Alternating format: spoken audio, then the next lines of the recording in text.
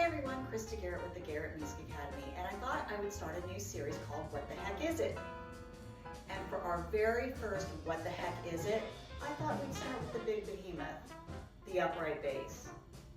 So an upright bass is similar to and is strung with the same four strings or the same letter names as an electric bass. We have E, which is the thickest, A, D, and G. The difference between electric bass is that you plug it into an amplifier and it amplifies the sound. With an upright bass, you can, as this one is set up for, be plugged in and amplified through an amplifier, or it can be microphoned, or you can play it without even putting it in any amplification whatsoever. Would you know that this is not actually a full-size upright bass? A full-size upright bass is more than double this size, and I would actually have to climb a ladder in order to even get anywhere near the fretboard. Crazy, huh? So what is an upright bass played in? Well, obviously classical music. We've got them in jazz. They get plucked.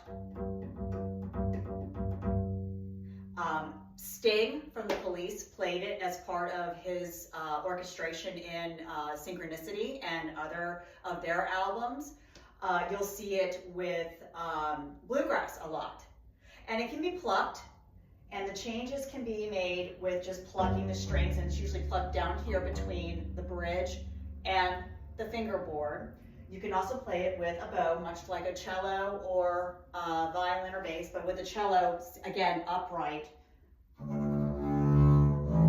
Listen to that deep tone. And that's, again, running the bow between the bridge and the fingerboard. So that's how it's played. And how do you get sound from these strings? Well, when you're plucking it or when you are bowing, what's important is to know that the further away from the bridge you go, the lower the tone.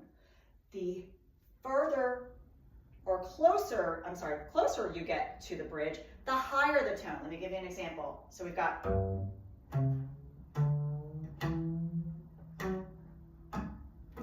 same thing. Let's go with the E. We'll do E.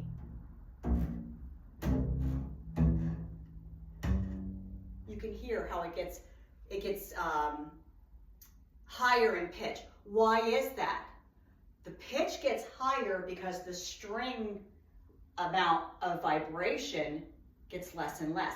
The longer the string, the more the vibration. That's where music comes from what's called vibration.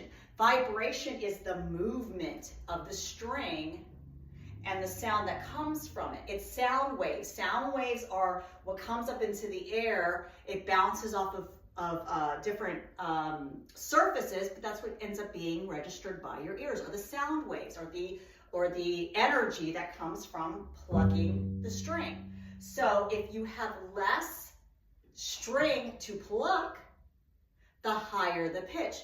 More surface to pluck, the lower the pitch. Again, nothing keeping it from vibrating. Nothing keeping it from not vibrating the full length of the string, sorry. Middle of the fretboard.